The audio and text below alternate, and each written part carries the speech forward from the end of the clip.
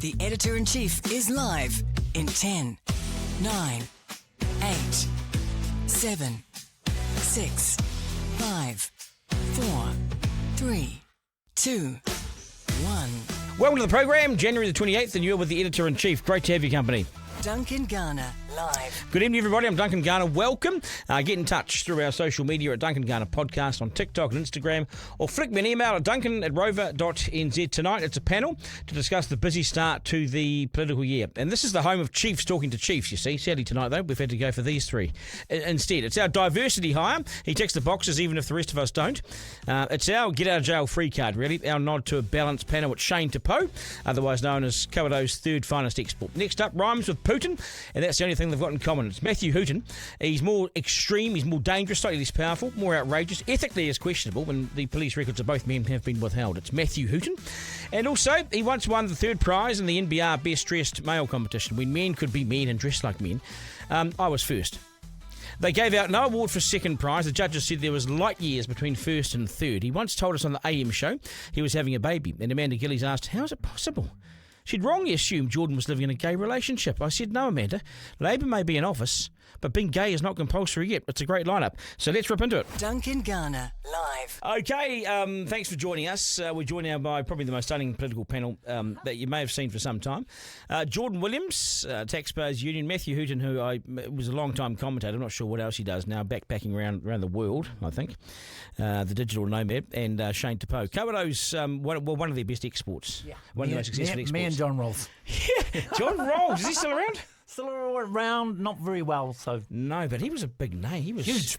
Yeah. Him and Elvis. Yeah. Anyway, so it's been a really busy start to the political year. It always is. They always try and grab the initiative. We'll start with Christopher Luxon, though. Shane, I might start with you. What's your take on it? He's come back pretty energised. Oh, no, he's come back pretty energised. He's probably overpromised. He said this year's going to be the year of economic growth. You know, my good old friend, and people might remember the name, Jacinda Ardern, said it was going to be the year of delivery. Not a lot happened. And exactly the same time in the electoral cycle. That's right. Cycle. And if he doesn't get the economic growth, the chickens will come home to roost. I think at best this economy is going to be mediocre, if not going backwards. And we're seeing real entrenchment of unemployment at 4.8%. You go out to the regions, mate, people who really want to work can't find jobs. So I think we've got a tough year ahead, and I don't think economic growth is going to be substantial at all. I think it'll be stuttering at best. I wondered, Jordan, if he forgot to read the HIFU, the latest economic update just before Christmas, because that painted a pretty miserable picture around unemployment. It's up to 5.2 next year. Where's the economic growth coming from? I mean, I'm not trying to talk it down. I'd love there to be economic growth. It would help all of us, but where? Yeah, I think you've got the unusual situation of Shane Tapo agreeing with the Taxpayers Union talking points. Yeah. You know, that the simply retracting or abolishing the hard edges of the Ardern policy era isn't enough. You actually have to do the mahi. You actually have to do the hard work, make the necessary reform and changes if you're going to reap the rewards of economic growth. I sent my staff in the first, we come back to work pretty early at the Taxpayers Union because we do well in the media through January. But I deliberately sent them down to Parliament to take the staffers out for coffee and beers. And they came back and were just astounded with the attitude of some of the staffers that they consider the hard work's being done. We just have to wait for the economy to recover. Well, if that is if that reflects the view around the cabinet table, I think that Chris Luxon will be in for an enormous shock next year when he goes to the electorate saying, do you feel better off than 3 years ago? But he hasn't done the work to deliver it. Too many of these people learnt their politics in the key era, where you had a prime minister who was so talented, so beloved by 60% of the population, that he was his own reformer to the extent he was. He was his own press secretary, his own political strategist. He did it all, and these people coasted. And I think he had Joyce in English working hard. And I think some of these people think that's what politics is like.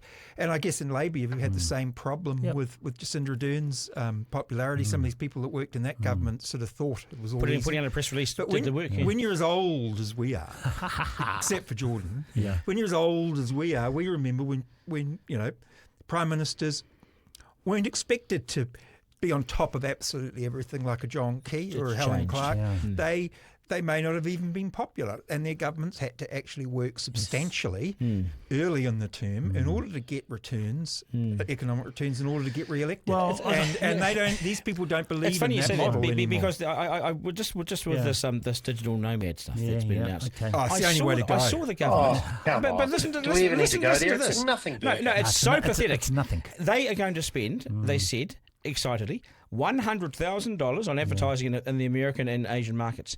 Come on, $100,000 buys you 2 listener half-page adverts. Come on, this is $100,000 in the American market. How underwhelming! They might buy you 10 The million Japanese, Facebook spots. the Japanese nomad visa is better. Yeah. And the Japanese are among the most restricted in the world in terms of their immigration settings. It's not actually a new visa. It's simply saying, come to New Zealand as a tourist, and you can, do some work on the side. Guess what, bro? They're already doing that. man. Look, I have been doing this in other countries, and I am very concerned that the US Inland Revenue Service or the EU's tax authorities are coming after me because I didn't know about these rules. When I was in Europe for a month, in the US for a month, and then I've just been in Asia for a month, I just worked. Yeah. I mean, I didn't realise these visas were even available. I'm not sure what they do. I've now researched them. Lots of countries have them. Yes, pretty standard. And they're better Absolutely. than the one that's being proposed. And they say, we know that we're competing for your custom. Yes. We know that you're probably young and, no kids and will spend most of what you earn in our country. Come here for an extended period of time. You don't have to pay tax and live it up. I don't think they'll come. That's what we should be doing. Instead, when asked that question, Yeah. the ministers said, "Oh, well, if you're here for longer than 90 days, you'd need to get tax advice." I actually know. Do you mind, Jordan, if I ask you to get one of your people to do some research on this tax budgeting?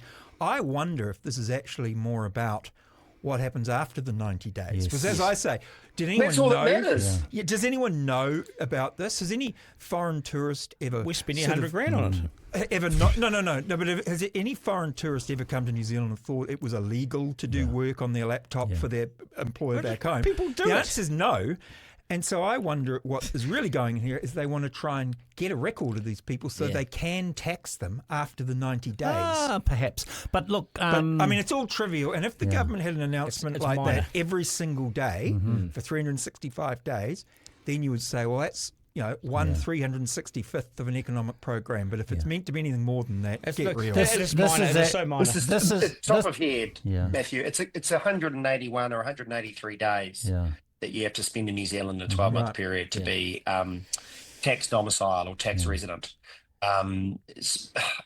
But It's the so whole minor. point of a nomad visa is to make it, change your tax settings to make it attractive. And- This is like the other announcement in the last 7 days. It's marketing over the mahi, the hard It's not work. even marketing. They're talking. They're trying to talk economic growth up. I think the issue is, Invest New Zealand. Jordan made a good point here that just a quango. when other countries have done this, they have cut the You're tax, Shane's looking for a job there. their economy, and then they've Doesn't pay enough. done some PR. Well, which is very Ireland. Look at Ireland. Yeah. So, but this seems to be just doing the PR without the tax cuts and the Well, that's what the last deregulation. government did. Two things. I'm actually, I'm a Komatu, and I'm going to do the same sort of thing in Europe very shortly as sort of a paid super. digital nomad. Yeah. But look, here's the thing. First of all, Asians won't come here. It's too expensive. All right. And I don't want to put it down on Aotearoa New Zealand, but seriously, would you want to move from Barcelona, Vienna, Budapest, Madrid To Dunedin. to Dunedin? Oh, in January and February, I might want It's to. not Asia. No, okay. So Thailand, Bali, whatever. It's too expensive. It's too expensive No, for it them is. to come And here. not enough to do. Yeah, but also, what happens if we got 5,000 people who moved to Auckland, which is possible? What effect will that have on our they're coming infrastructure and anyway. They're housing coming if- anyway. and if they're not paying rent? Do you think that we've had a If they're not paying tax we've had on. a net lot, we've had a net gain of people, but Over what period? well, okay, so 18 months. Yes, we've lost a lot of New Zealanders. Heaps. We've lost the New Zealanders that we wanted to keep. Yep. This is a very sensitive topic because there is conspiracy theories on the sort of neo-Nazi right around this. Here we go. But there is something to this, that we are losing our middle class. Yep. We are losing. We're not losing our very rich. They're happy here. The very poor can't leave. So we're losing our middle class. We're losing tradies, teachers, police officers, soldiers. Help me out here. Nurses, accountants, nurses. I was in Australia last week. Guess what they're paying early childhood teachers second year take them to Melbourne. Do you know how much they're offering? Oh, something pretty decent because they've got a regulated Second labour year market. New Zealand early childhood teachers. $80,000. $128,000. And what we've I don't want to. I'm not talking about any individual here, but they are being replaced. I'm not confident that our immigration in New Zealand is able to compete with the Americans, the Canadians, the Singaporeans, the Australians, the British, the European countries, Malaysia, in attracting the world's most high skilled. Of course, we have for some time. On average, and immigrants made this country great, blah, blah, blah. Yeah. But on average, I suspect that the people coming in are of lower skill and lower capital than those who are leaving. Well, that's a fact. We've known that for the past year. People get very angry. They call it the great replacement conspiracy theory. Matthew, you're a lot older than me, and so is Duncan. I don't think that's right. But you have an age word. But you will remember teachers. We've got a huge shortage of teachers. You will remember that when we went to school, a lot of teachers there was a lot of teachers that we were able to attract from Australia and from the UK. They don't come here anymore, man. The jobs. I spent a bit of time in Australia on this. Yeah. The jobs in Australia, a minimum $30,000 to $40,000 across those professions, more plus the relocations. But the early childhood, I couldn't believe. Nicola Willis, Jordan, is in charge of the economy now. After Melissa Lee was doing it. After Melissa Lee was in charge of economic growth last year. I didn't know that. The Mount Albert Minnow. What do we make of this? I think it's a very to me it looks amateur and looks naive and it just looks a bit sort of newish, odd. Yeah, I mean, look, Matthew's right. I mean, his piece about the PM speech was bang on in the Herald, that actually the marketing doesn't matter. It is the actual changes in policy. Now, if Nicola Willis has been busting her gut to make major wholesale economic reform and she hasn't been able to do it because she doesn't have the right portfolios, now's the time. Then I will applaud what's happening.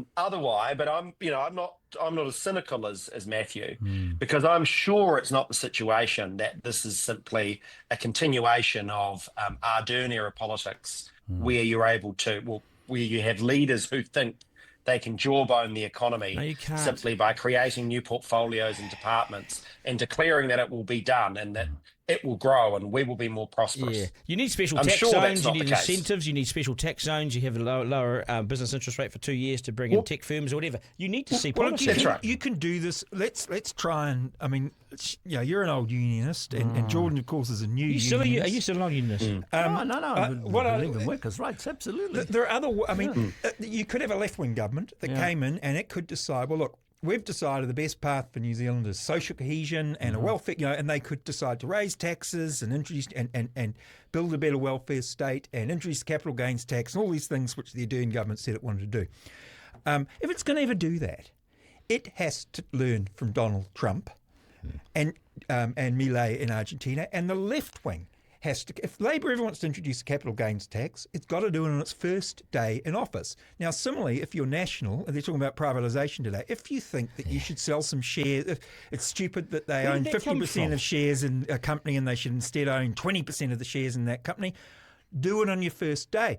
And if we continue to have governments left and right that supposedly claim to have visions, either left wing or right wing, about how New Zealand can become a richer and nicer place, then about time one of them better get on with it. I don't think the world has noticed anything in the last 7 days of us waving a flag saying, please bring your money here. What big international investment institutions are bringing their money here? Can anyone name any? Well, they're planning. Where are they? Well, who are they? The prime. If we could give them, if we could be charitable, it's a new year. Let's You've be charitable. suffered, haven't you? No, I haven't. The linen shirt. What Christopher Luxon claims and Todd McClay claim is that as they've been travelling around the world, they've all had lunch with all these people from funds, and they've said, look, would you like to invest in New Zealand? And these people have said, gee, that'd be fantastic, Prime Minister. I'd be interested in learning more. And so what the Prime Minister's planning to do, I think on the 13th and 14th of March, is have a big investment summit. Yes. And all these people, it hasn't been announced yet, but all these people are going to, he hopes, are going to fly in from the oil fund from Norway, the teachers' funds in Canada, New York, Wall Street, people from Frankfurt, Asia, China. They're all going to fly in, and they're going to see presentations, and there'll be speeches. And what are they going to invest in? Well, this is the problem. One of the things they are going to have to do, if this is to be successful, is they're going to have investable propositions. What? They'll have to say, here's a road. They'll have to say, here's a road, we want it built by this time for this many cars, and we'll pay you up to X or whatever. If they just do generic marketing, it'll be like the old meatball. But Matthew, I'm not sure even that's going to work. You've just driven around Texas, up and down Texas, haven't you? Yeah, and you see a couple of weeks there. Yeah, you see the miles and miles of roadway there. If you are a road builder and invest in, say, Texas, and you've got economies of scale, why would you travel 3/4 of the way around the world to work on a population that's 5 million people? That's small. Well, if the return's good for enough, 5.2. Yeah. No, but what is the major attraction? You understand it? There's no economy of scale. This is the thing. They're not from being based in Australia in the last few weeks. The talk is not about New Zealand. And we're only 3 hours away, and they're not even talking about us over there. They're trying to get. Of course not. No one ever talks about it. They need 7,000 workers on one railway line. How often do any of you consider Portugal? Yeah. Or Denmark? Or I mean, I never think about them at all. Not very often. Maybe if I do, but we're less than them. Yeah, I know. And yet, for some reason, there's a New Zealand belief in our exceptionalism that everyone's heard. No one's heard of us. That was the one thing. And we're not exceptional, and we're not as beautiful as everyone else. And we have to compete hard if we're to succeed. And the idea that anyone wants to invest in New Zealand because there's a pretty corporate video is wrong. Yeah. The New York Times. Matthew, you're absolutely right. So Chris Luxon got to work this year. His internal polling was probably showing what our polling showed is that I don't know what happened, but something over the summer clicked, and people are feeling much more worried about the economy and not very concerned about the company direction. And he said to his officials, right, we need to be Ireland or we need to be Singapore. How do we do that? And the officials have said, well, Minister, despite what Shane Tapo says, that actually the investors care about what the return will be, and we have one of the highest corporate tax rates in the OECD. That would be one. We've announced that the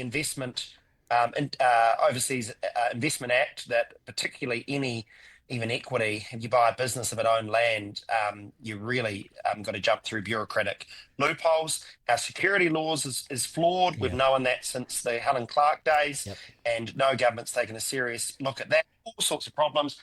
You need to fix that, and then you could probably go out to the world and do what Ireland did and create like a marketing but it takes hard work. Concierge service. And he's gone, what a great idea. Yeah, but that's hard work. Let's do a marketing concierge service. No, you've got to do the hard work beforehand. All those things, all those policy settings have to change. I want to look at Chippy. I want to look at Labour. Can I quickly say, we always talk about Singapore, we always talk about Ireland, but they have because they're miracles. No, but also they have population density around them. Yeah, you know, they don't and we're a long way away from anywhere. Ireland was the only country in the world, and when did they really get into it? In the 1970s, that's population was lower than its at the turn of the century. 5.2 million. Ireland was the absolute basket case, but they took a very deliberate decision, and not a dissimilar way to, although it wasn't so democratic, in Singapore, that we are making the conscious choice not to be poor.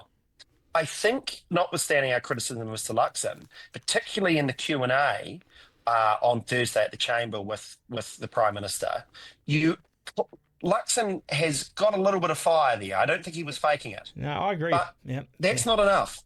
Can you ask, are we terminal? Is New Zealand in a...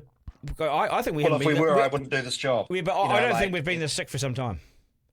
Yeah, I feel the I agree. I feel it's long term. I think it's this probably recession's going to go. Yeah, this recession's going to go longer and deeper than. Well, no, that's just your age, Matthew. No, I say that. I think it's a longer term problem we've got because the next 20 or 30 years are going to be harder than the last 20 or 30 years. And it looks to me like we're going to be sitting at 1.5% growth for 20 years. Health costs are going to go up. Well, they're going to be complex. They're going to be more extreme. Massive, our superannuation sort of platform, and the other thing is that unless we are going to get into migration big time, we're simply not having we're having the wrong migration to breed. What? Yeah, but who else? You got to we be got? attractive to attract the right. But who else the right we got, people. brother? We haven't. Yeah. No, we haven't. We got to do it. Hey, we just got to take what we get. Yeah. My gosh, we criticise what we call low-skilled, poorly paid workers, but my gosh, the childcare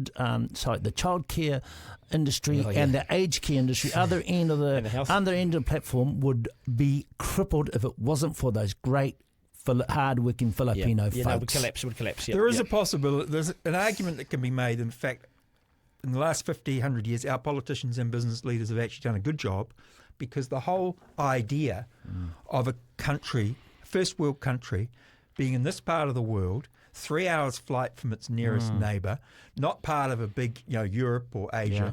I mean, it's unlikely that you would have a first world wealthy country in our geography. Now, the government always says, we're in the middle of the Indo-Pacific. That's just complete bullshit. We are 4 hours flight from Antarctica. We're actually lucky. 10 hours to Singapore. We're actually lucky that Australia is almost a safety valve for our workers. That's right. And it seems to me that perhaps the whole New Zealand project, you have to accept you're just not going to have a first world country in this location, and that we've hung on for so long is actually to our credit. Yeah, and tourism numbers haven't come back, they won't. Can I be slightly more positive? And it might be, because I'm pretty worried too. And actually, this has been for the taxpayers union an unusual January. January is normally really hard financially on us.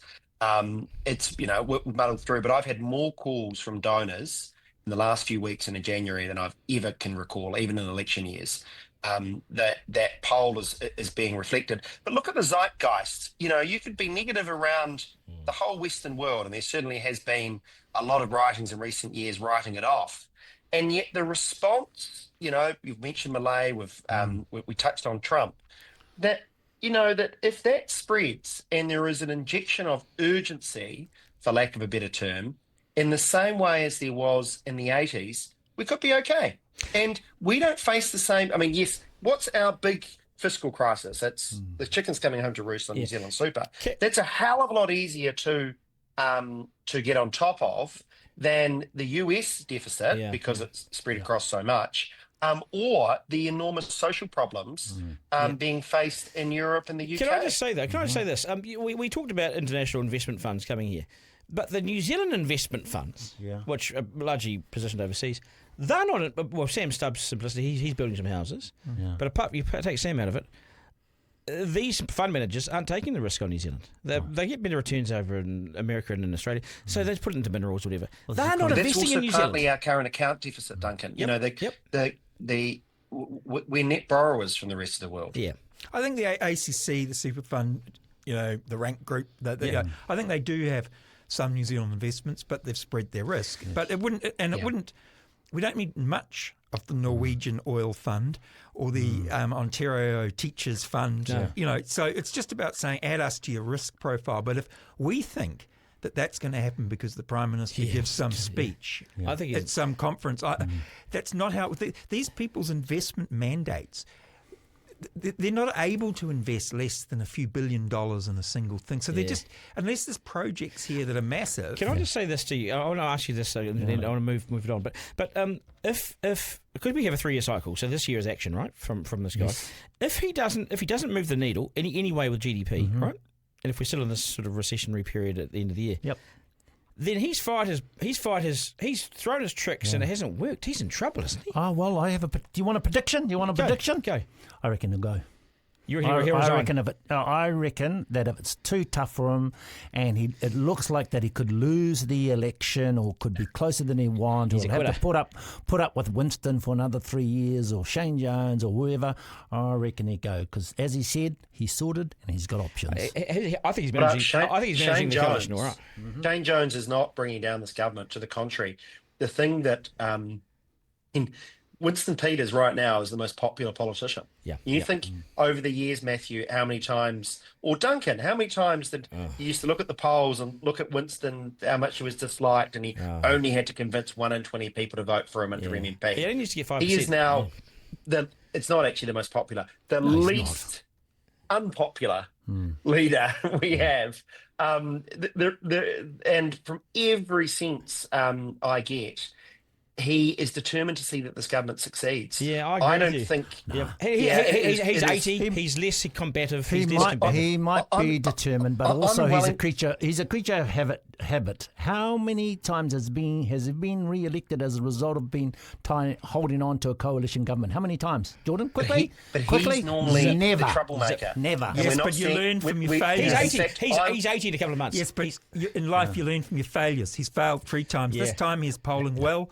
I don't think man, there's He's any desperate doubt to be Winston- taken seriously. I don't think there's any doubt Winston will be back, because I think one of the most significant things about the Taxpayer Union poll and some of the others is that the 2 big parties between them have only 60% Yeah, I of the know. vote. There's 40%, I know. and he only needs 1 and 8 of that. I and know. he's back. He's trusted. He's trusted, especially with these with idiots around him.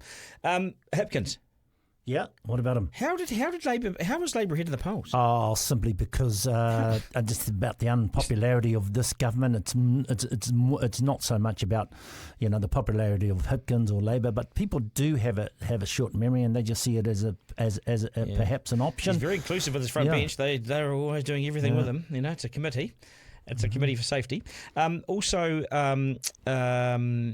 Taliana Turia, who death over summer. Yeah.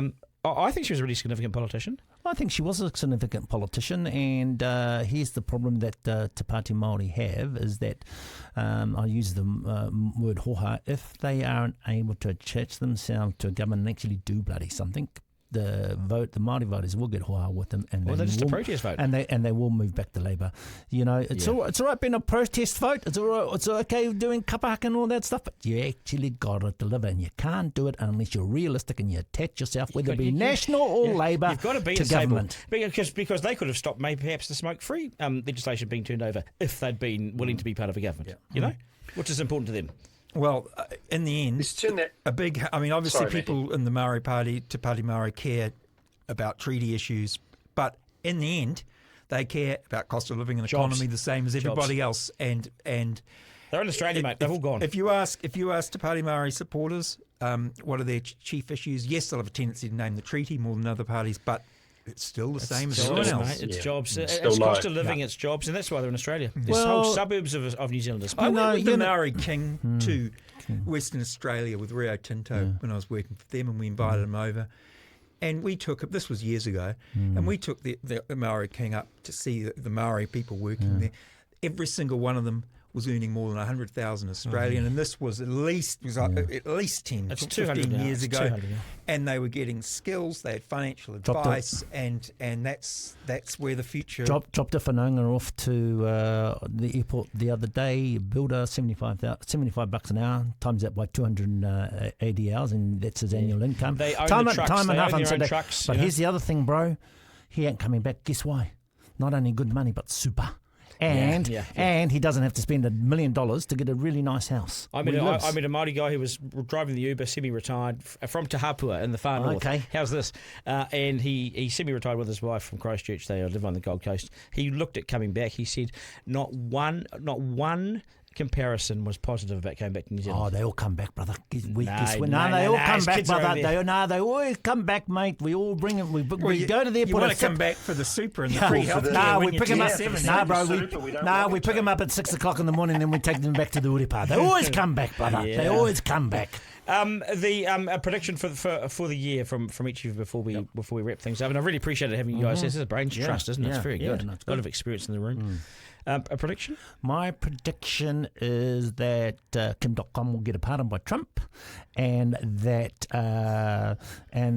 Bitcoin and all of its bits and pieces will zoom, love up, that. up, and they're going to clap, and they're going to collapse. And if those silly Americans think for a minute that the billionaires are going to share the love and share the dollars, they are Get real. fooling themselves. Yep. Jordan? Oh, I don't think. Just to pick up what you were saying earlier, Chris Hipkins ain't going anywhere, and that poll has ensured that he's stuck where he is, and the more he is keeps his mouth shut and stays out of the limelight, the higher he seems to go on the Jordan, poll. do you think Luxton could go before him? Is that a No, I possibility? disagree on that. Yeah? That it's just really unusual for Yeah. politicians to throw in the towel, and I understand he's not enjoying the role, and it's not quite what I mean. No, I wouldn't obviously say this on a well watched podcast with It's Duncan, safe on this one. but because the PM's office will call me and go apeshit and that it's totally incorrect.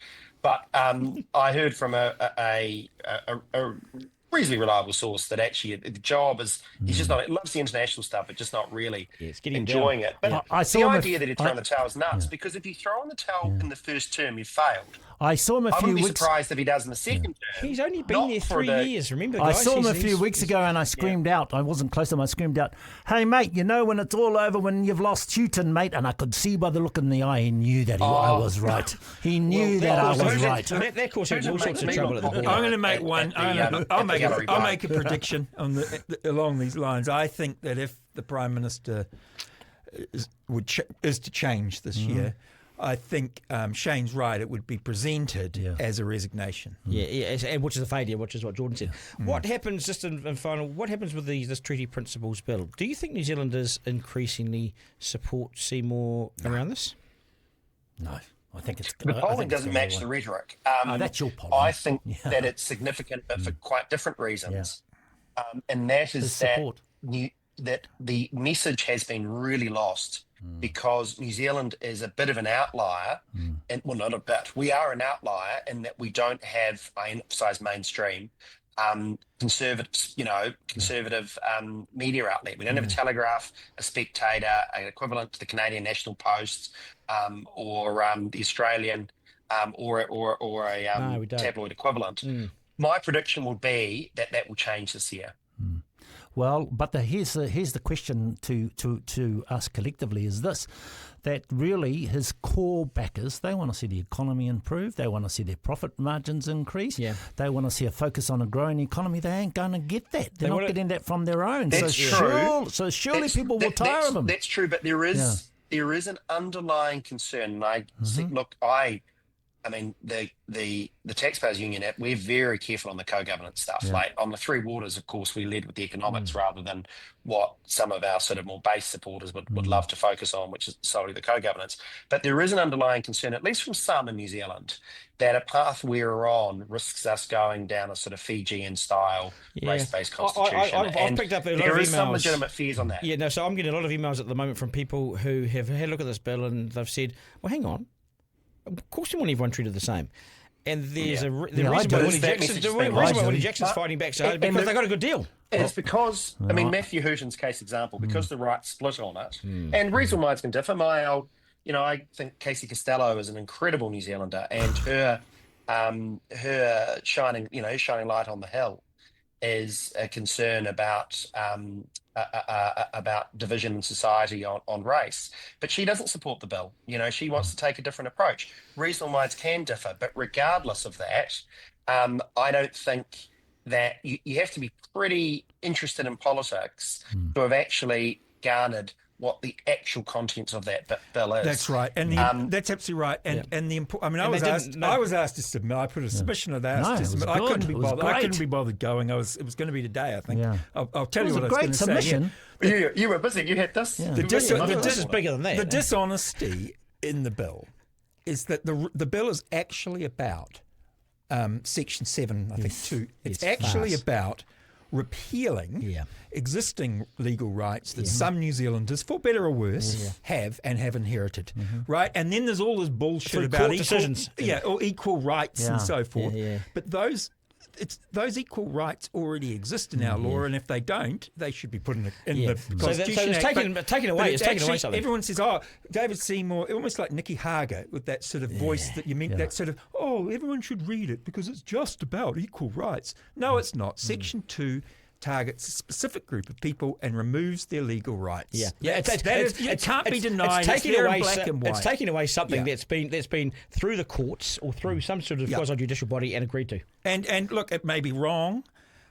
You might disagree, but a lot of people might disagree with offer acceptance and consideration that the courts have said are the rules of contract law. If the courts have developed some legal rights, it's a big deal for Parliament to say they're removing them. And yet the Act has not been honest about that. Yeah, that's right. They've tried to be generic. It's a lot of political capital to burn. isn't it? Yeah. For what return? No. You're right, I think Shane. for Seymour, it's about a re-election. So Luxon saying, I don't want to talk about this. I want to be talking about the economy. Yeah. Well, if anything, actually, even more reason why you need to be doing.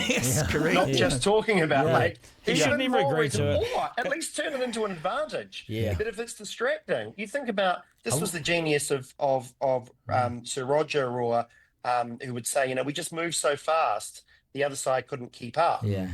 Or Ruth that just head down, bum up, and got it done. Yeah. There is no risk of that here. You can't blame the treaty principles bill for not getting the economic reform done to be able to go next in 18 months and say, do you feel better off than 3 years ago? And it's running out. I looked at the polls leading. You talk about that era, Jordan. I looked at the polls in 1991 in September. From memory, National was at 20%, Labour was at 50%. Yeah, but then what I found was interesting was even in May of 93, National had a poll that it was 22%. That's right. Right, and Labour was at 40-something. And then the economic returns kicked in. And I worked for that government, and we weren't panicked, even in May, when we're at 20% in the polls, because we knew the good economic return from what we'd done 2 years earlier was coming. That's not why That's not why you guys won the election. That's because David bloody Long, he ankle tapped us over tax. We would have won that 1993 election otherwise. Well, there was a whole lot of factors. We're only 1 or 2 seats away. No. It's different. But my point is, we got from 22% to 35% of the vote in about 3 months because the economy turned. And we believe, rightly or wrongly, that we had done that was because of us. And we were confident. The economy is not going to turn within the next 2 years. Duncan, to illustrate that, and I totally agree with what you're saying, it was quite a significant point in my career, and it's very relevant at the moment. When Ruth Richardson took over as Minister of Finance in 93, she inherited inflation in the teens. She inherited government books seriously in the red. The the Labor government outgoing had committed to bailing out, at the time, New Zealand's second largest bank, and it wasn't made public until after Ruth had assumed the Treasury benches, and she inherited a recession. So I think inflation about 12%, government books and seriously in trouble, and a recession.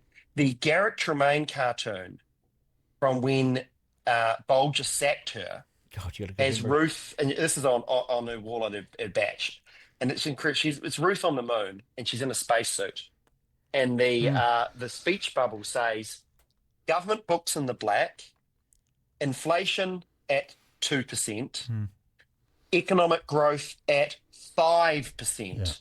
My job here is done. Beam me up, Scotty." Yes. And that's now. Contrast that to what we've seen in the last 12 or the first 12 months of Nicola Willis and this government. No. Do you think we're going to get government books in the black? No. Well, not when you spent $80 million on consultants on the ferries. By next year. Did you see the ferries? Did you see the consultants spend on the ferries? But the other problem is if I have one criticism of the Taxpayers Union, which it's that it's so effective at highlighting things. I love the emails come through. Oh, it's brilliant. 4 million wasted on this, 1 million wasted on this. Yes, I know the whales. The whale song. Yeah, right. But one of the problems is I think a lot of voters have come to believe that just getting rid of all that bullshit.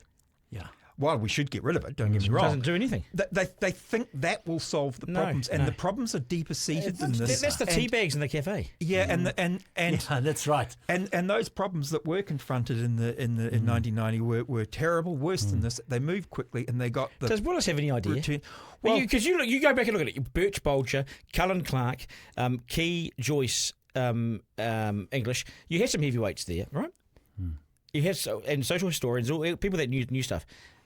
Nicola Willis is a speechwriter. Yeah. Well, that's one of the things she's done. Yeah. No, it's a bit unfair. No, I finished She's a very smart woman. I know she's smart. I know she's smart, but I think she's light on it. I think she's light. The issue with Nicola is that she wants to go to heaven, but she doesn't want to die. And by that, I mean, I think she knows where she needs to take the economy. The thing is, she's going to have to spend. Is she brave? Political capital Is she courageous? Are these guys reformers? Well, the problem is, that's a test. I hope so. You wouldn't know. Because New Zealand needs it. Both ACT and New Zealand First, one way or the other, have a veto. So that makes things harder than it was for. That dynamic's not right. Yeah. What everyone tells me in that cabinet, it's the coalition partners are wanting to go harder. Yeah, they are. When in an MMP environment, you get both your coalition parties elected on a platform to reduce spending. Yeah. It's the Nats that are the handbrake. And because they're worried, they just want a big lump in the middle of MMP and I whole think power. New Zealand First get it. I can't believe these words are leaving my mouth. But I think that between Shane and Winston, I think they really get it. One of the reasons for that. One of the reasons for that is because they don't have constituencies, so they don't have people turn up at the local MMP and saying, "Shit, we're 10 teachers down." Well, they do in an MMP environment. No. But it is very different when you're a constituency MP and you've got that connection with your community day in, day out. Winston's got a connection with his. Yeah, but you can isolate it.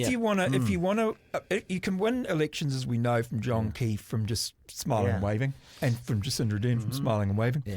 If you want to win elections by genuinely turning the economy around, you have to move fast. You got to move fast. And the difficulty is, as we saw in 90 to 93, if we hadn't done those things within 50 days of being elected, cutting benefits and so forth, introducing the Employment Contracts Act, they were done before Christmas of the election. Yeah. So there was nearly 3 years for them to work. Luxon was a spectator last year. He actually watched his coalition get governed by But the two problem other is, guys. if you're Nicola Willis, even if you are brave, it's too late to be brave. Yeah. Because I don't think it's election year next year. Because you think of fast track, maybe it's a good policy.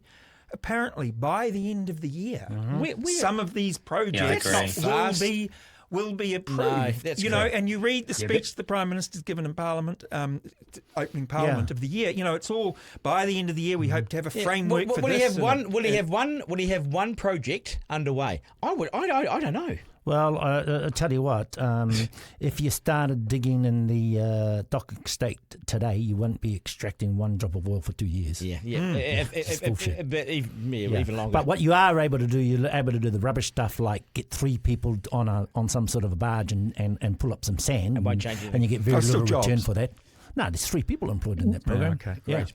We're going to go, guys. Okay, Matthew, you're right about you go. having the work. The Employment Contracts Act was, of course, written in the 80s. It was literally taken out of the drawer to foist upon them to do it. The real failing, and I put my own organisation in this camp. I mean, when we spent more than $1 million on legals for Three Waters to really make sure there was something ready to go, but it is a very big blight on the centre-right and the civil society groups that no one had a replacement to the RMA ready to go. Yeah, that's right. Still don't. And they've talked about it for 20 years. Go back to the next month. Here's a bright idea. Why don't they just give fast track to everyone? Why bother reforming the RMA? No, it's really simple. You make an amendment to the Resource Management Act, a simple one extra section that says none of this act applies to land not owned by the government. And Luxon says yes. Thanks, guys. Thank you. Matthew, Jordan, Shane, kia ora. Appreciate it. Thanks, guys. Kia ora. Duncan Garner, live. 3 questions from the Editor-in-Chief. Right, I got this in the email bag. It's tonight's 3 questions. Hi, Duncan. I've been listening to your podcast most days last year, but your first podcast of the year got me thinking about a few things, and if you don't mind, I have 3 points which you can completely disregard if you want to. I know I'm more conservative than your average Kiwi, and my views don't align with everyone. Firstly, my wife and I are expecting our first child in July, and we couldn't be happier to start our family. We both work hard. I'm self-employed, and we have just bought our first house. We know heaps of people who have young kids, and we got talking to them about what the government supports them with, what government support they get. We were looking into it, and if I only worked 30 hours a week instead of the 45 that I do, we would end up being about $100 better off. The government's paying people to stay at home and not work. We know people who have said that they would like to get a part-time job but would end up worse off if they did. Well, they have young kids. We have an entire generation who's getting paid more to sit at home and do nothing. I've been completely shocked by how bad the system is and how it does not reward people for doing hard work. How are we going to have a successful economy if we pay people more or the same to sit at home? All this talk about economic growth, but how will that happen if all the money's going to people who are not working? Secondly, I got talking to someone recently about KiwiSaver. People have no idea about growth in conservative funds and how much money over their working lifespan they are missing out on. Deserves an episode on it, Duncan. People need educating on that sort of thing. No one talks about finances in conversations. You did, right? Thirdly, as you said on your podcast, we need to focus on economic growth. It should be the only thing the government should be focused on. Without it, we can't afford money for anything else. And all the rest of the crap is frustrating. However, I want our kids to have the same rights to everything as any other kid, regardless of race. I was born here. I know nothing else. I disagree with you, Duncan, on Seymour's bill, as I think for a cohesive society, long term, we all need equal rights, which under the Labour government just wasn't happening. This bill should pass, and if the radicals who want a separate nation are on the news every night, so be it. As long as Luxon's focus is on the economy, the bill should pass for the long-term good of the country. You want immigrants who come here and work their asses off to be rewarded and live in a fair and equal society. I don't want my name read out. I hope you're well. Happy New Year. Don't always agree with you, but your podcast is great to listen to. It always gets me thinking. Thank you for that podcast. Isaac, I want to bring you in here. Interesting. Really interesting. So, people are getting paid to stay at home. That's his experience. And it's probably around the margins. It's probably right, because the incentives don't always get the incentives right, you know. You don't always get it right. 15 hours less work a week is pretty crazy to be getting an extra $100.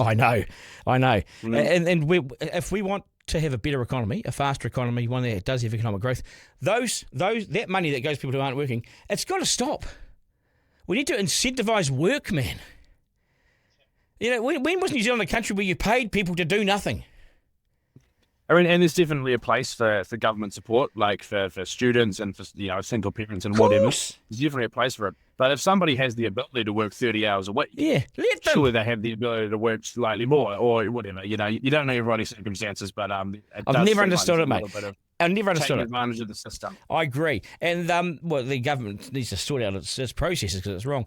The other thing is, on the Treaty Principles Bill, the reason I disagree with it is because, and I'll address you directly on this, is because you need Māori at the table. If you're going to change the Constitution, you need Māori at the table. You can't have right-wing David Seymour rewriting the treaty. You just can't do it. It's not taking people with you. You want to take people with you, then you've got to include them. You can't just have it rewritten by this guy. That's why it's going nowhere. Yeah, that's all I'll say on that matter. Great email, though. I really appreciate it. Keep them coming in. It's the Slam Dunk. I want to be really clear about this. I want to back John Kirwan's support for the new waterfront stadium. I've never wavered from this position. Now is the time. If not now, then it's never. And we'll sink more millions into putting lipstick on Eden Park. I'm loath to disrespect it by calling it a pig, lipstick on a pig, but we need to close the chapter in Eden Park. We need to build a spectacular statement on the best land in the country by the sea on Auckland's waterfront. It's the best land. I think it stacks up. I've looked into this. I've interviewed the guys. And if we can free Eden Park up to be the suburb that it is, then let's do it. It's not a cricket ground. It's not a rugby ground. It's too far away for everything. But if Luxon's looking for something to sink his teeth into, as he says he is, then he needs to publicly slap himself in the face and say, this is my legacy project. It's staring at him. He talked all this economic growth up the other day. Here it is, Chris. Now is the hour. This is it. You said you were looking for economic growth? Well, this is the economic growth on stalks. Build it and they will come. And John Kirwan's points about the boost it will give to the city, the shops, the restaurants, the pubs and clubs, he's right. It'll be enormous.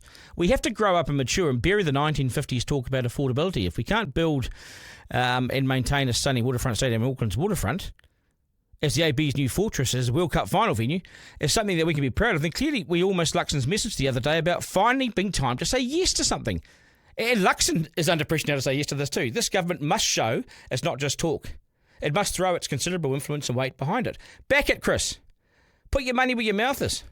Fund some of it. Put the powers in the balance sheet of the Crown behind it, and let's go. I can see the main stand, the Chris Luxon stand. I'm joking. It's got to be the Jonah Lomu Circle or the Jonah Lomu stand, isn't it? Richie McCaw stand to be fitting. Colin Meads Lounge. Names of our greatest players. Take them into the new stadium, and let's take the history into the new stadium. Let's immediately show you the history of this project by putting all the old players in there. Let's stop saying no. I agree, Chris Luxon. But isn't this a good test for you now, sir?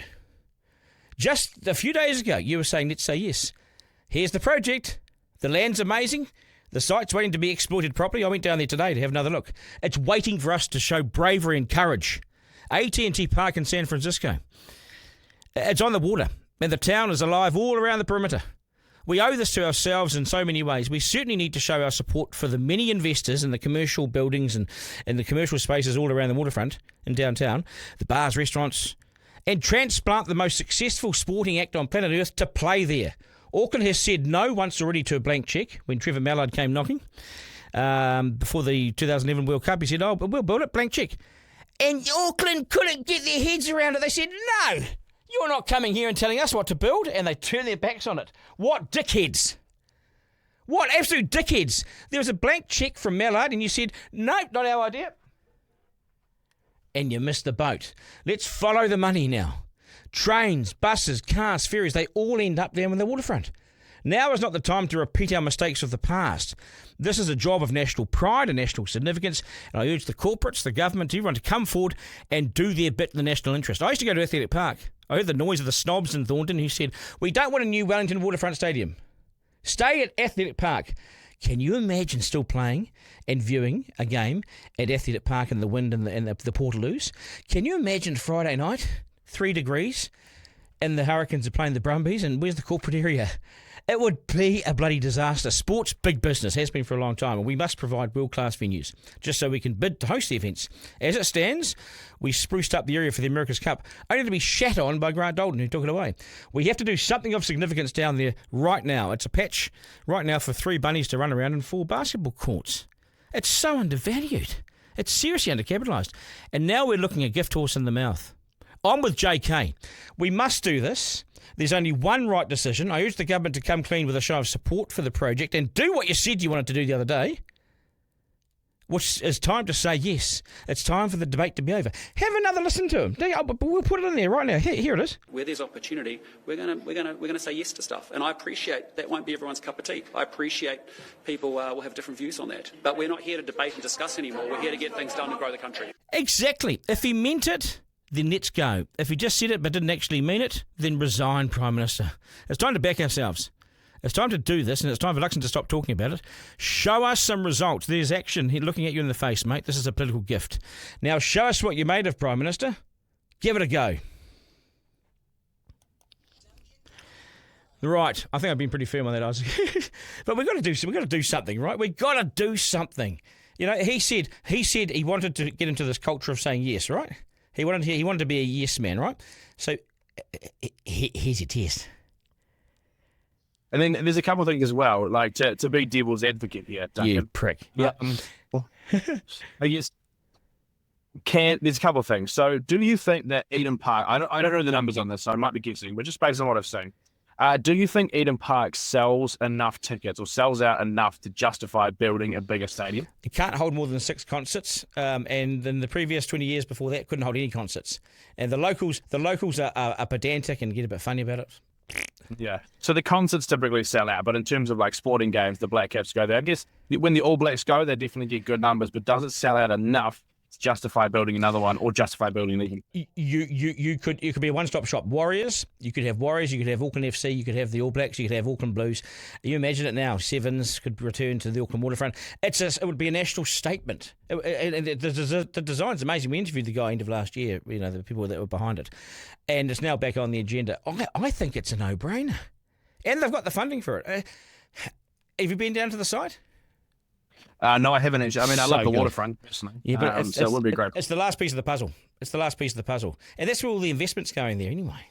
Yeah, and then there's another point as well. You mentioned this before about the public transport that always gets to the waterfront. But if they want to build a stadium on the waterfront, I think that the trains need to be working significantly more in Auckland. What is it? 2025, isn't it? 50% of the year the trains aren't even going to be on, something like that, a third maybe. Yep, but remember the CBD rail tunnel?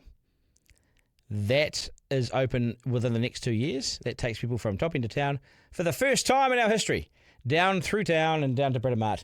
It all makes sense. The ferries come in from the North Shore and from East Auckland and from North Auckland.